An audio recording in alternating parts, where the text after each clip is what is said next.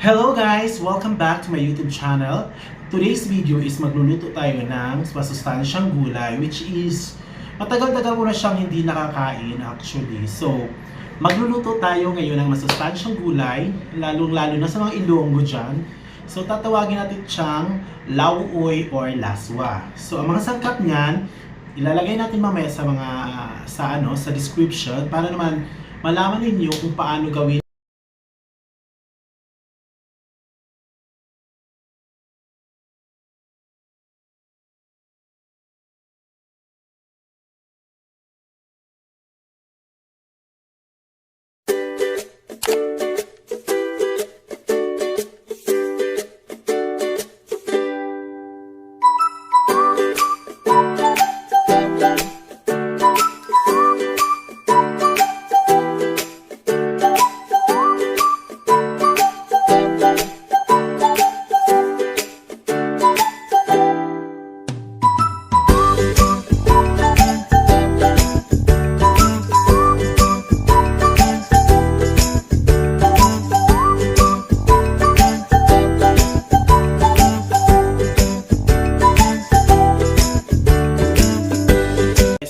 Natin ngayon is Laswa or Lawoy. So ito, naglagay ako ng 2 cups of water. So lalagyan na natin siya. So habang hindi pa kumukulo, ilalagay na natin ang sibuyas at saka ang bawang. So yan. 3 inipit na bawang na luya na bawang at saka 1 buong sibuyas. So, papakuluan lang na natin siya.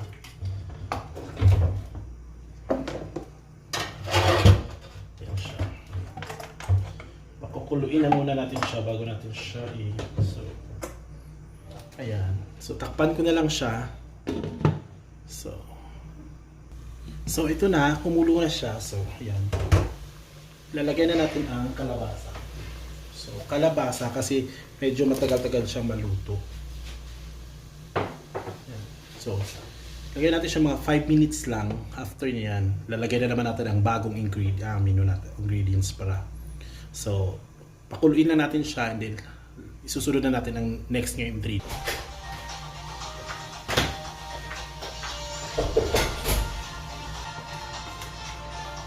So, ayun, tinakpan ko na siya, nilagay ko ng sitaw, kumulo na siya. Ilalagay na naman natin ang okra.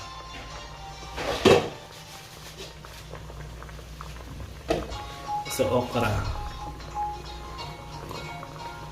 Kesa hugasan ko na po yan lahat ha. Bukala nyo, hindi ko yun.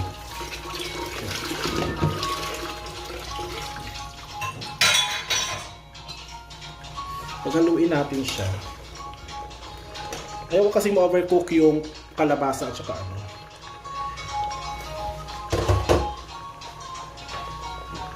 So, lalagyan ko siya ng konting asin. Yan.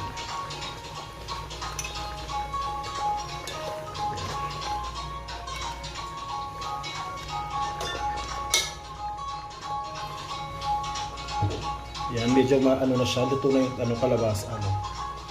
Tikman natin siya. Guys, 2 spoon po ang gamit ko ha. Ito, sorry. Ayan. Shit, ang sarap. Langsang-lasa yung niya. So, yan. So, tatakpan natin siya ng mga 2 minutes. Kukontinue na naman natin siya para mamaya, go na tayo. Diba?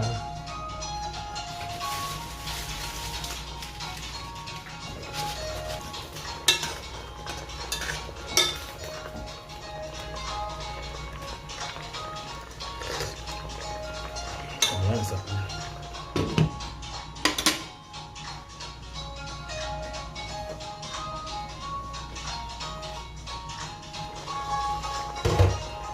So ayan, titimplahan ko na naman siya. Check muna. Tama na siya. Lagay ko na ang talong. Yan. In fairness, nakahanap ako ng ganitong talong dito. Bihira lang kasi dito yan. Yan, hahaluin na naman natin.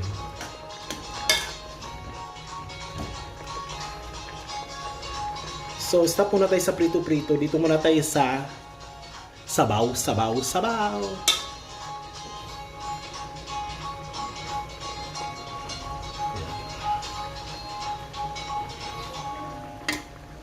Diba?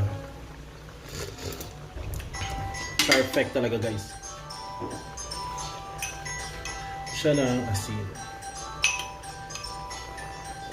Nasa sa inyo, guys, ha, kung gaano siya karami. Ito kasi sa akin, ano siya, sakto lang siya.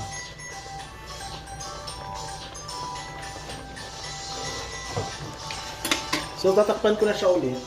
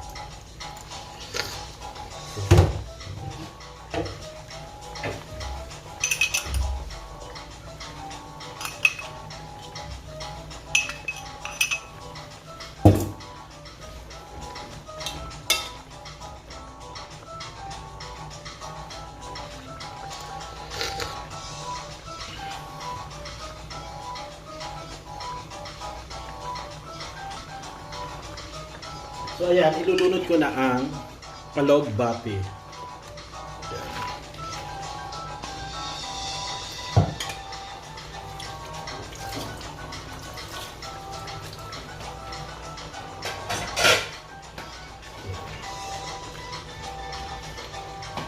Sasabay ko na ang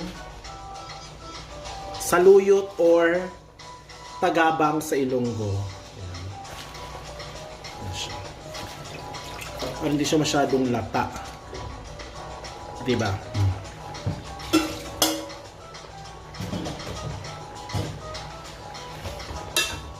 Ano siya?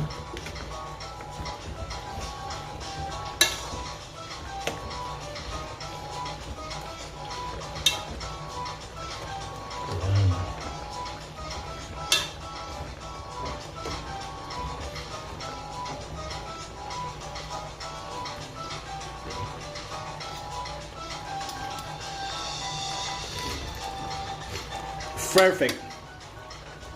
So ayan, tatakpan ko siya. Next natin ilalagay ang kanyang sahog.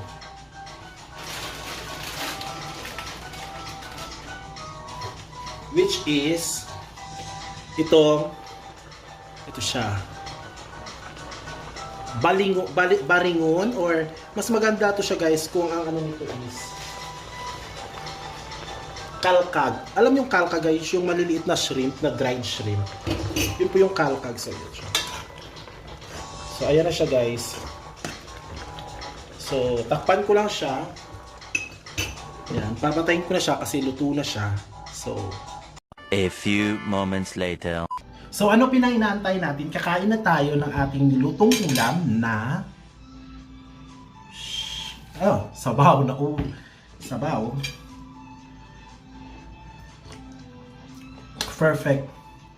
Nag-aaga yung lasa ng tamis at saka alat ng dried fish. So tara, guys, samahan nyo akong kumain. Tara.